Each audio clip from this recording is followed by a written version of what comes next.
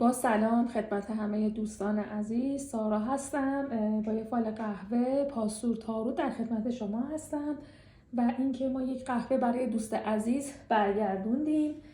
میخوایم ببینیم به چه صورته. خواستم با شما هم به اشتراک بذارم و در میون بذارم. خب اولین چیزی که تو این شکل نگاه میکنیم یک زنجیر یا گلوبندی که دیدی از هم باز شده و از هم پاره شده این زنجیر. و اینم بهتون بگم حتی افتاد قشنگ شکل زنجیر و یک حالت پلاکی هم ما تو این شکل رویت میکنیم هستش. یک شخصی که به حالت تاقواز یا یه وری دستش از پشت افتاده، پاهاش را بیزونه، در رابطه با یک مسئله ملکی، هشت خونه، انگار یه چیزی رو بلا تکلیفه، انگار در رابطه با یه موضوع ملکی ناراحت این شخص کسیه که انگار یه چیزی جلوش ازش دور شده یا داره نگاه میکنه ولی دست و باش از پشت افتاده و نمیتونه کاری کنه. یک خانومی با یک قد و هیکل نسبتاً بلند داره به این موضوع نظاره‌گر، یعنی این مجموعه فعال رو داره نگاه میکنه، مشکلات احساسیشه.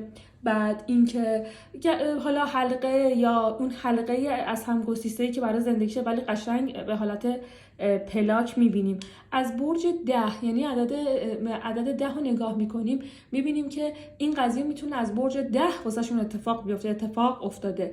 از این بر که این قضیه یه نفر افتاده، دو نفر انگار دارن به هم دست میدن، خوشحالن از این ضرر مالی ملکی که داره این طرف فرش انجام میشه، خوشحالن. این دو تا شخص سفیدن، انگار از دور که نگاه میکنیم از دارن به هم دست میدن.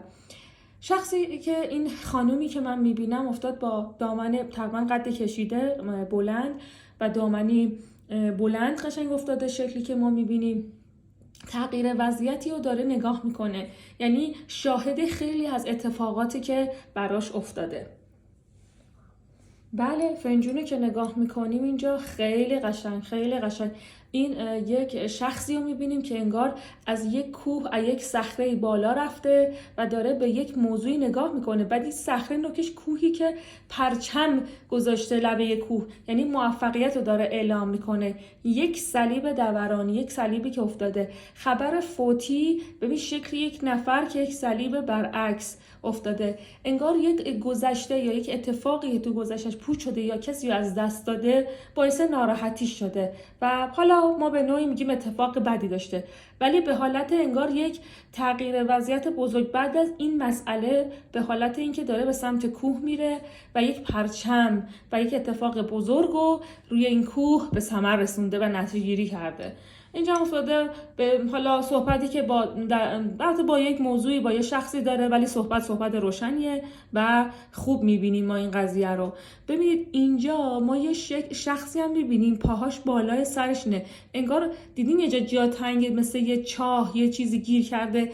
بعد از اون برم یه نفر حالت پونس یا چیز مثل یه تیزی و زیر پاش فرو کرده، انگار کسی که از آب گلالود ماهی میگیره، میبینه طرف افتاده، انگار دیدی ضربه هم میزنه. یک نفرم نظاره‌گره، داره نگاه میکنه به این موضوع، به حالت خم شده نیم دایره داره به این موضوع نگاه میکنه. چه اسب خوشگلی، یک اسب و با روی قدرت نشستن. دسته فنجون و روبروش که شکلی میفته، اتفاقاتی که خیلی زود و خیلی سریع میفته. عدد 80 میبینیم، عدد 80 روز دیگه که میتونه این تغییر وضعیت باشه.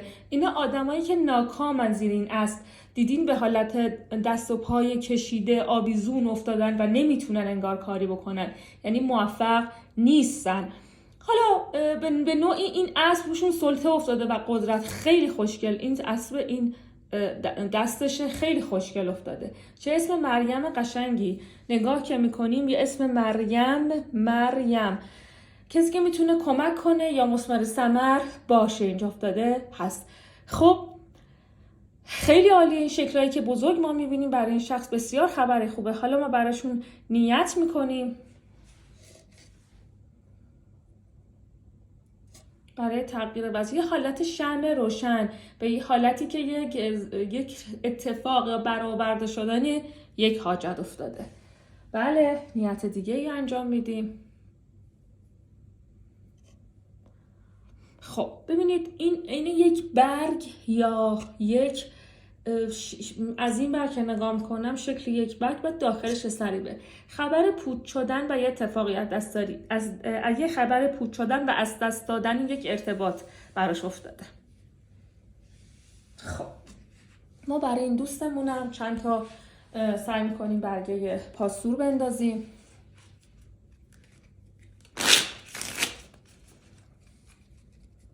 صاحب فال یک خانم هست. خب میخوایم ببینیم که اتفاقی که براش نیت کرده به چه صورت.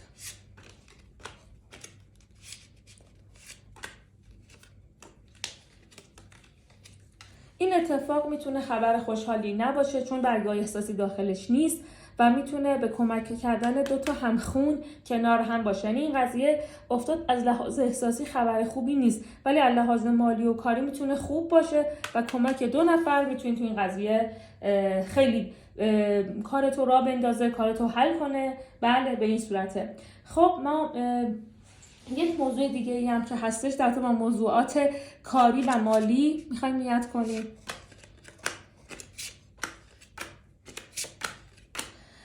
به شدت سر دوراهی و دودلی گیر کردی که کاری و مالی تا 7-8 ماه دیگه رو به تغییره. این 7-8 ماه میتونه برای سخت بگذره و کمک یک آقا میتونه تو این قضیه خیلی اینم کمکت کنه، ولی افتاد کلا شرایط سختی و واسه این دوستمون پیش بینی میکنیم و که باید صبور باشه و به قول معروف طاقت بیاره. خب حالا براشون چند تا برگه تاروت هم میندازیم.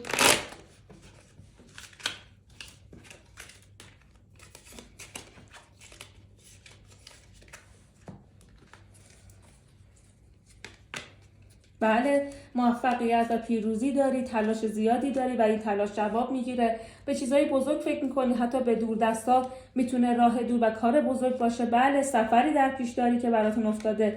این سفر خوبیه، ولی این سفر یه خورده با همراهش یأس و ناامیدی داره، ولی نباید ناامید باشین اینجا. و شوالیه که در راه میتونه شخصی زندگی شما رو تغییر بده. آشفتگی فکری زیاد داری، همش انگار چیزی ازت گم شده یا یه کارایی جور نمیشه برات، ولی باید صبور باشی تا تغییر وضعیتی بدی که اوضاع رو بهتر کنه. به طور کل موفقیت و اتفاق بزرگ در پیش دارین. خب دوستان این فایلی که براتون گرفتیم امیدوارم که دوست داشته باشین. اگر مورد علاقتون بود و ذهنتون فکرتون رو به آرامش دعوت کرد، این ویدیو رو لایک کنید، برای ما کامنت بذارین. سوالی بود من در خدمتتون هستم و اینکه ایشالا براتون روزای خوبی پیش رو باشه.